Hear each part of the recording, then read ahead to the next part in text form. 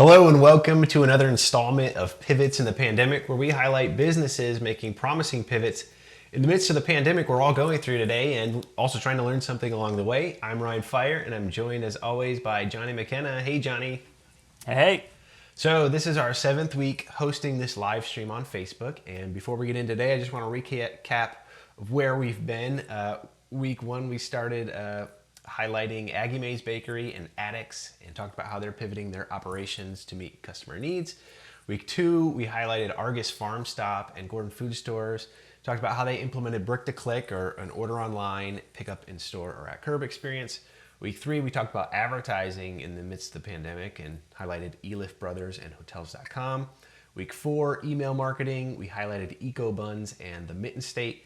Week 5, e-commerce, highlighted Madcap Coffee and Bondi Salon. And then last week, week 6, talked about social media featuring 2 zoos, Potter Park Zoo, John Ball Zoo, and then Vallejo Training. Did I pronounce that right, Johnny? Yes. Yep, that's correct. Vallejo. All right, so now it's our 7th week, and we do have a topic, but it's not related to the business we're going to share.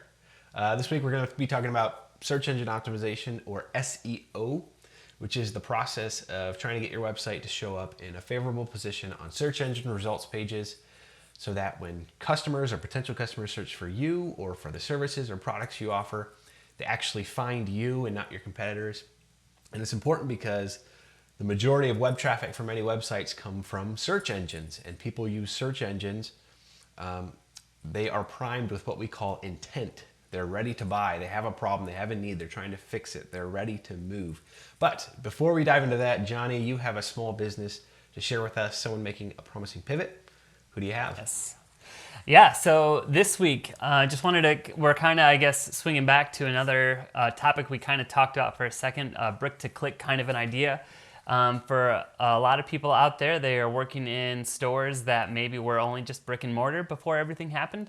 And then obviously things started shutting down and it became hard to sell things. So a big impact would be stores like resale shops or Plato's Closet in Grand Rapids and Granville. And they're shut down. They can't open their doors. They're not able to sell things. They've never had an online presence. I think online store presence, partly because I believe they have one item in the store, and if it sells, it sells. They haven't really had a need to post things online. But because of all this, they had to pivot, right? They haven't had any sales probably since middle of March when everything started happening up until this past Monday night. They launched an online shop, and they were able to, I think, just handpick a bunch of items that they knew were sought after or were good sellers.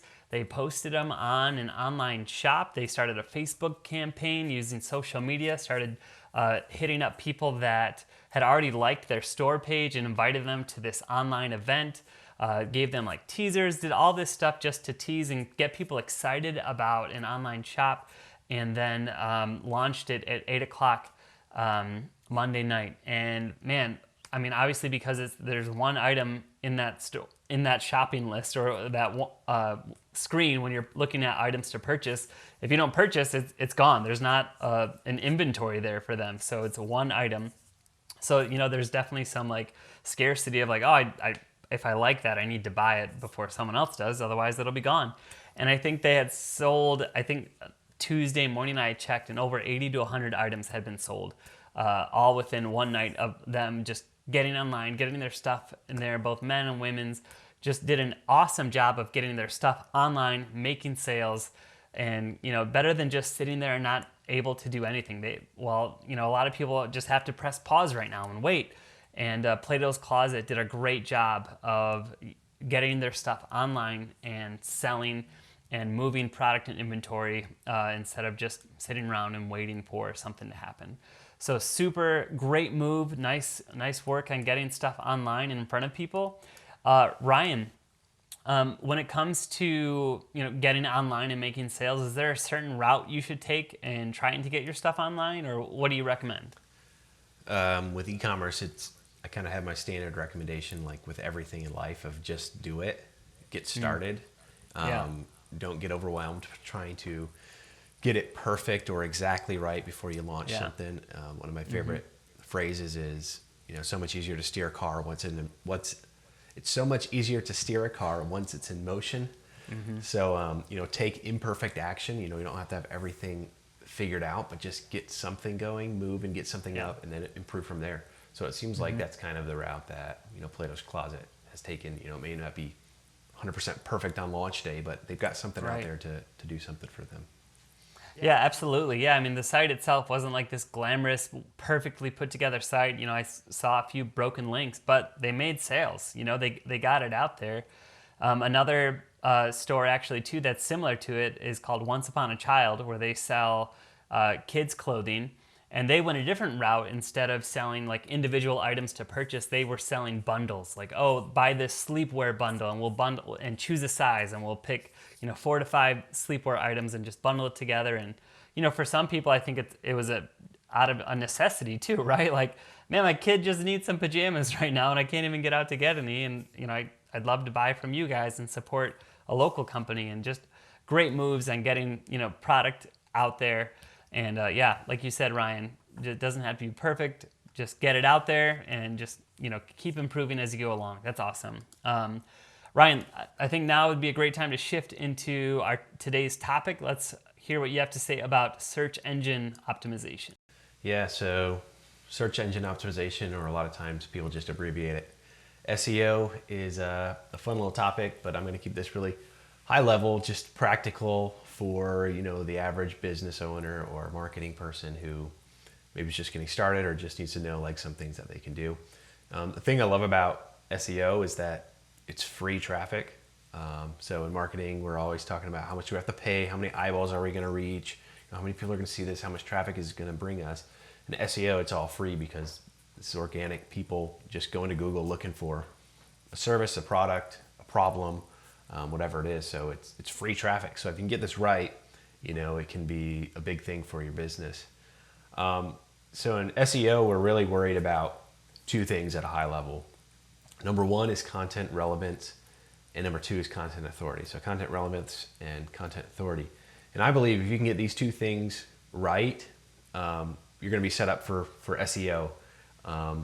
And some people they'll get lost in a game with SEO. They'll try to play the system, or they'll get into every little crevice of the crawler updates.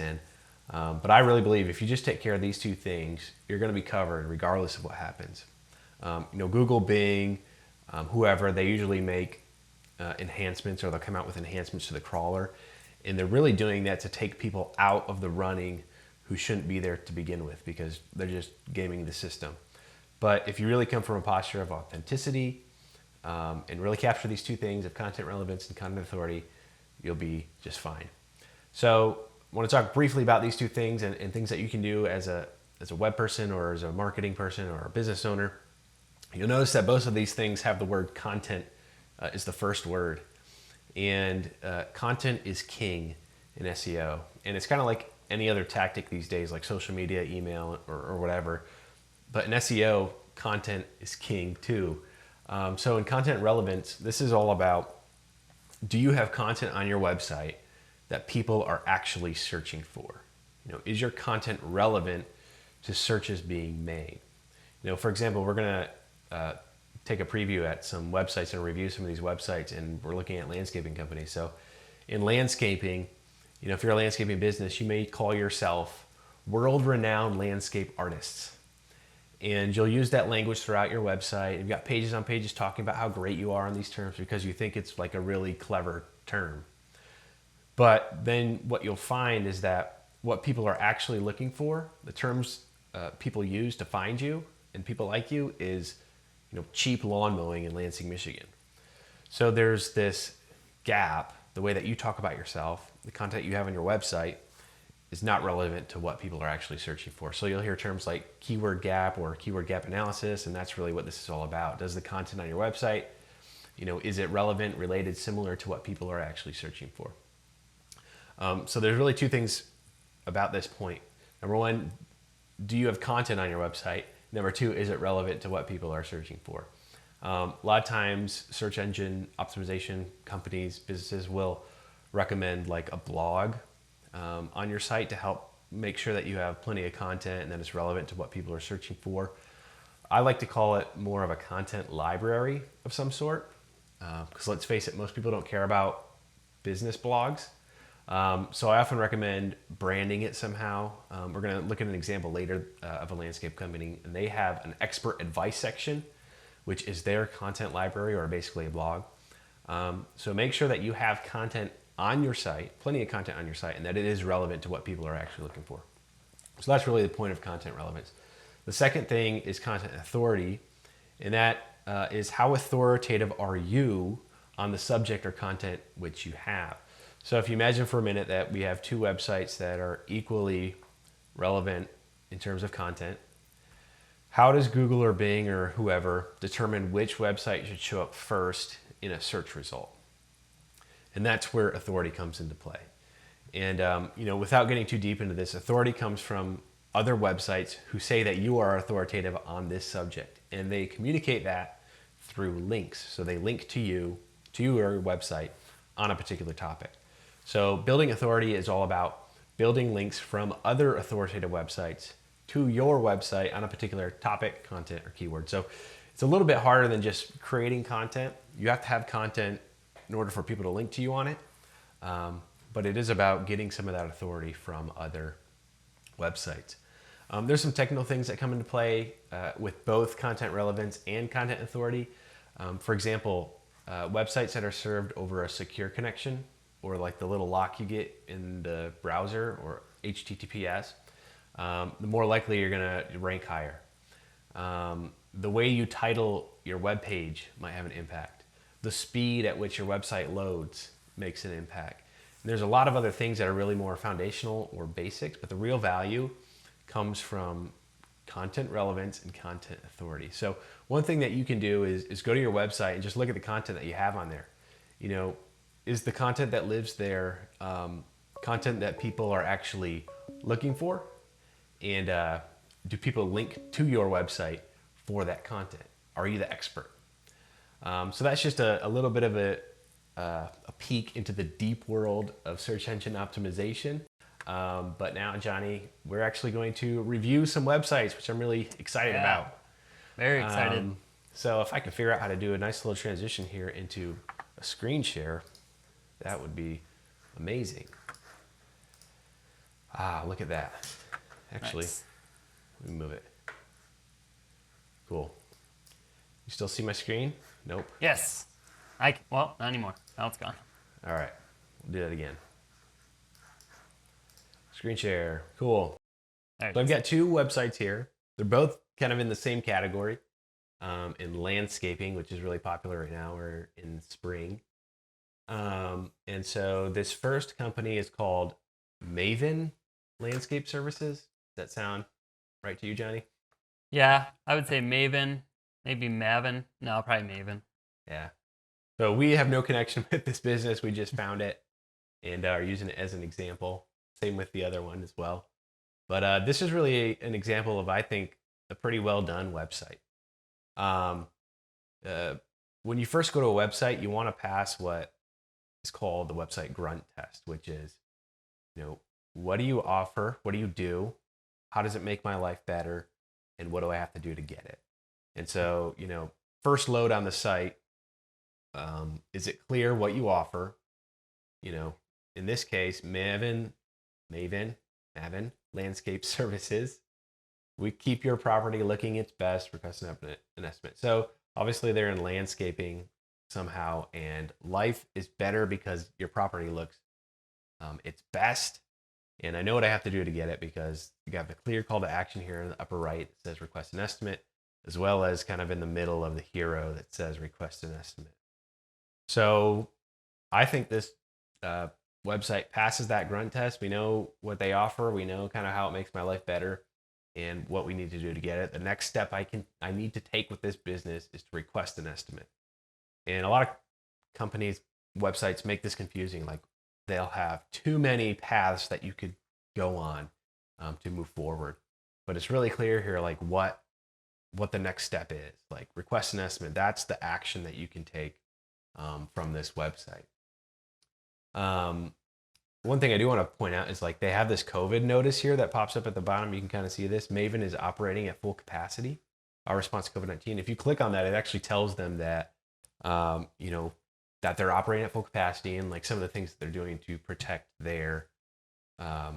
protect you, the customer, and protect their employees, which I think is great. Like that's a notice I think that every website should have on it right now, even if it is like in this case you're operating at full capacity, because I think that is a question in a lot of people's mind right now is like, are you open? And Right. like, what are you doing to make sure that you're not going to get me sick, or that your employees aren't getting sick, or stuff like that. So I think it's important to have some type of notice on your website about COVID-19, even if it is business as usual.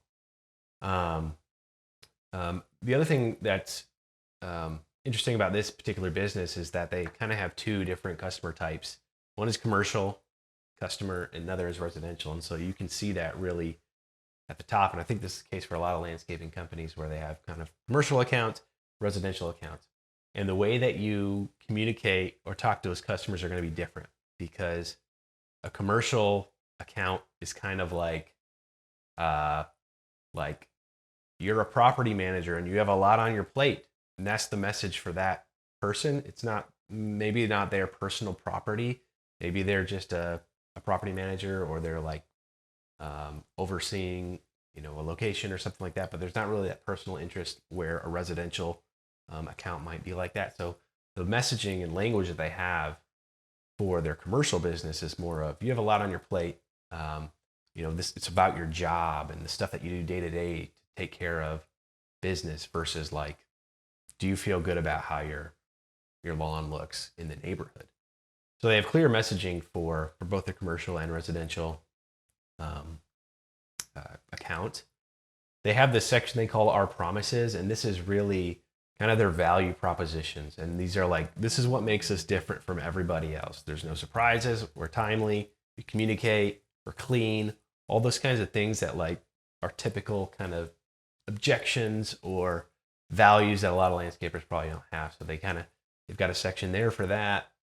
Again, this is another message for the commercial account. Landscaping is good for your business. And then they do go into the residential service, experience outdoor living at home. Do you feel like you're spending too much time inside? Some good language that's really for like the homeowner. And then right here we have what's called the lead generator, or the lead magnet. So they've got a little playbook, a PDF that you can download in exchange for your name and your email, which is great. My one comment on this is perhaps it's like a little bit too, like, I don't really know what I'm going to get if I download this. Like, maybe not as practical as it could be. I realize this is for like property managers, so it's not necessarily for a homeowner, but like, what exactly, like, is this a top 10 thing? Is this like an article, a white paper, a case study, a testimonial? It just seems a little bit too unclear what you're getting through this. But it is good that they have a lead generator. This is something that they're going to capture an email address with, and then they can probably put them into like a lead nurturing campaign of some sort, where they're getting additional content to kind of just keep the lead warm and eventually make a sale. It's very clear the services that they offer: commercial, residential. If we just click on these real quick, residential, again, the language is very much oriented to the homeowner. Experience the great outdoors at home. Clear call to action: request an estimate. Front yards, backyards, pools and spas, design. At Maven, we believe life is better outdoors. We'll work with you to create a space that invites you outdoors. So the language is very tailored to their residential customer. And, they've got pricing in here, starting at numbers, which is kind of rare for a lot of companies to put their pricing out there, but I think it's a good thing. And then if we go to the commercial side, it's very much oriented towards that business property manager. Caring for your property is good for business. It can be overwhelming to manage all the details of landscape. That's where we help. Another thing that they do here is they've got these proudly partnering logos. And all this does is just builds a little bit of credibility for them as a business. Oh, they work with the NAI. They work with this hospital, with a real estate group. I think I can trust them with my property as well. Let's see here. They do, I talked about this earlier in the SEO, but they do have this expert advice section. And you can tell it's really just for SEO purposes because there's not a huge, not up in the primary navigation up top. It's really like in the footer to get to it. But this is where all their SEO stuff is. Like it's their blog, all their content that they can use for social media, for email. But it also just helps them build some of that content library that they need for SEO. So I think that's really good. Johnny, just looking at this, do you have any comments? I wish I knew what Xeriscaping was. I like Xeriscaping? that that they give you a 101 primer on that. Yeah. That makes me want to figure out what that even is. But yeah, like you had mentioned, Ryan, some of the things I love, the same thing, and just being, you know exactly where to go and what to do and how to get what they're offering. Request an estimate takes you right there. I think something for me that I would maybe recommend or throw out to them, maybe considering switching it up. Having commercial and residential at the top is great, but then I think to do careers, about, and contact, it starts to just feel a little full up top and might just pull your eye away from what you want them to get to, and that's request an estimate. I think commercial and residential is great. You want that. Maybe careers, about, and contact might be better suited in the footer, unless you're really pushing for, you need help right now. So maybe careers might be a great thing to have kind of up at that top nav just to get more people connected. Chances are if someone's wanting to contact you, you'd want them to hit that request an estimate. Otherwise, they have right above that their phone number and how to get a hold of them, at least virtually or via phone. So Yeah. I would throw out reducing some of that. But other than that, man, yeah, loved seeing right away we're operating at full capacity. That is the biggest question. Anytime I'm looking up a business right now, I'm being like, oh, I wonder if what are they doing? At what capacity? Are they booked? What's going on? And for this company to have like full capacity, and here's our response if you need it. And then what's great too is you can close that little ad thing out too, and it's gone. And now you can just engage in their website. They didn't even have to do a huge change on their website where they added a bunch of content or anything like that. It was just a quick pop up. We're here. We're doing business. Here's what we offer. Yeah. Super great. Love this website. Yeah. I think the only thing that I would add as well is like is like a testimonial of some sort, whether it's written. I think video would also be good if they could do a video testimonial or even just like a video overview of their business. But overall, really well done. Again, we don't have any involvement with this business. We didn't do this site for them or anything like that, but No. it was a good example. So we've got another one. This is a company called Outdoor Expressions. And, again, website grunt test. What do you do? How does it make my life better? What do I need to do to get it? So let's just go through this. Logo, bunch of links, nature by design. Welcome to our beautiful world. We are Greater Lansing's premier full-service landscaping and hardscaping company, providing residential and commercial properties with this exquisite garden design and quality maintenance services. Come outside with us. Fell asleep halfway through that. Yeah. A little long.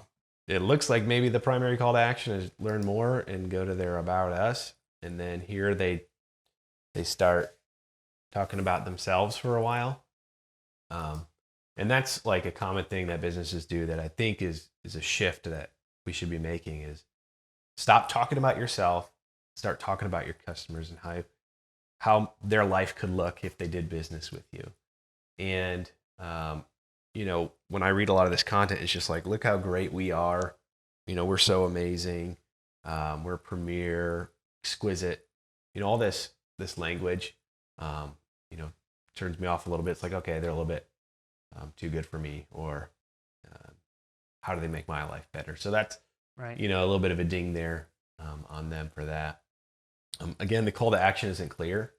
Like, what is the next step? I've never worked with a landscaping company before. Like, do I get an estimate? Do I just like call them and ask them questions? I mean, what do I look at their services and like order it right here? I mean, what does that process look like? So it's a little bit unclear what the primary thing that you want me to do when I go to this website. Let's see. I think it is good that they do kind of call out all the different services that they offer. But it could be like a little overwhelming to figure out where you go. I suppose if you're just looking for like lawn care or maintenance or snow removal or something like that, it's kind of good. But again, there's still not like that clear path that I should go on if I'm Right. looking through here. The gallery is actually kind of cool. I think it does build a little bit of credibility for them. They actually have a pretty extensive gallery, and all their stuff looks really good. So like that's a good, when you're in the business of design, like a portfolio is important, and landscaping is kind of like that as well. So I think that's a good thing that they have. They also have a testimonial section. How did I get to that? About Us testimonials. They just have them all listed here, which it's great that they have testimonials, but I would probably mix these in somehow throughout the site. Maybe even the homepage. Have a customer quote. You made someone's life better because of something that you did, rather than trying to have to find it buried under About Us. One other comment I would make on their contact form is, I see this happen all the time on websites. Is there's 11 fields here that I have to fill out just to like get in contact with them, and I may not even be ready for a quote or whatever. And I think reducing the number of fields that you're going to ask is going to greatly improve your conversion rate on the form, because do you really need my address, city, state, zip, phone number, email, social security number, and bank account just to like ask you, if you're open, or whatever Right. the thing is. So I'd reduce that down. Just name and email and phone number, make one of those optional, is enough in an area for a message. Forms really became popular on websites to root out spam, because you put your email address on a web page and now everybody can just find that and spam it and all that. There are ways around it, but that's why a lot of websites went to forms, is because you're not providing an email address for just anybody to scrape. So I'd reduce the number of fields on a contact form like this. Again, I think that the path could be a little bit clearer. What you do, how you make my life better, how you made other people's life better, what I need to do to get it, and cleaning that up a little bit.